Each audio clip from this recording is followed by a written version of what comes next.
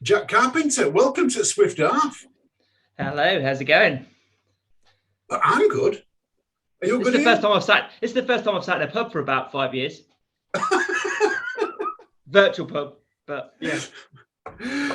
Now, you're in Swift Half, Jack. I want to make sure that you're drinking. Have you got a drink in front of you? Funny, ironically enough, I've gone very British. I've gone a cup of tea. Oh, Cup of That's tea's really fine. bad, isn't it? Is that all right? no, Do you want, that's cool. do Yeah, you want to cup put of some tea. whiskey in it or something? Yeah, you can add whiskey if you want, but yeah, Mm. our good friend James Burton has never gone anything stronger than the water, so I think tea's Oh, stronger. So yeah, perfect. I'll take that then. One up, beat James, and I hear a rumour that you beat him at the weekend as well. So that's I 2-0 did. now. 2-0, 2-0. I'll take that as well. Jack, I invited you in because I want to talk a little bit about beach ballistic and that. Yeah. But first, I want to know what made you go up there, because this is a trek for you. I mean, you couldn't have got no further race from you, It, unless you're going to Europe. Yeah, it's a trek. Funny enough, I was thinking about this. I was talking to one of my clients the other day, and he was like, "That's a long way for you to go, Jack." And I was like, "It is, but actually, when you think about it, it's not so bad for something that's very different." In my opinion, the reason I went to answer your first question was because it was something that nowhere down south, if I term it in that way, could offer. Other than I did the Red Bull Sand race, which wasn't an OCR, obviously. That was obviously very different. And then when this came up, and I heard it was in the dunes, in the sand, just something about it made me want to go and do it. I didn't even think that it was like, nearly 9.5 hour drive. That didn't even come into it. It was more a case of, yeah, go and do that. And then it suddenly sunk in the Thursday before the Friday we're leaving that I'm going to be sat in a car for a good part of 8 hours. That hadn't really hit me until afterwards, but actually wasn't too bad. We got very lucky with traffic, got very lucky with the journey. I got very clear. I didn't have to drive either. I was taxied around. You could say mummed around, which is quite nice. But my second mum, as I'm going to dub her from now on, I think.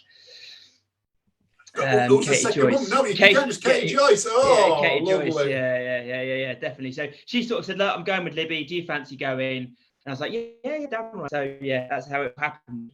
And it's second race in the league, you guys' league. So I thought, well, if I could get some points there, that might then spark off, me to do the next two races, which I will be doing. So that was the main reason for going, really.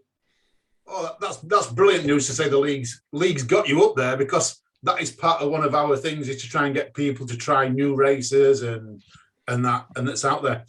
Well, I definitely wouldn't have done it without the league being there. I don't think I would have done it as a standalone race. It's a long way to go for, just shy of 8 miles. So yeah, with the league points being there, that was the second incentive to really go and give it a go. And fortunately, I managed to get away with a good position as well. Could have been better, could have been worse, but yeah, I got away with a good position, so that's good. Tell us about your race. My personal race. So yeah, I suppose I had a slight advantage of come off the back of Abu Dhabi last year and that was 13 miles in the sand. So I wasn't too worried, because I get the feeling when you do these mad races like Abu Dhabi and I did Morzine, 5-6 years ago, when you've done those type of races, there's nothing in England that can really, you go to some horrible places and there's nothing in England yet where I've got to that point of, oh my goodness, I really need to stop.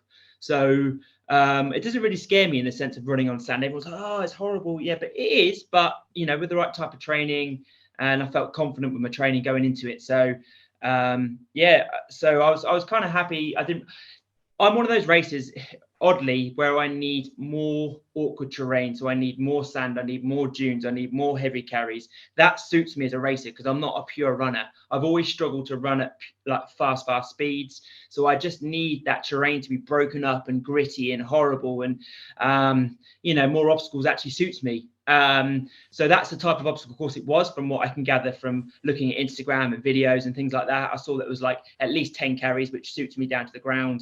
You're going to get cold and wet, which suits me down to the ground. I'm a bit of a water baby. So as much as they could throw at me, the better. And I just kept enjoying it. The more they threw at me, I just kept enjoying it.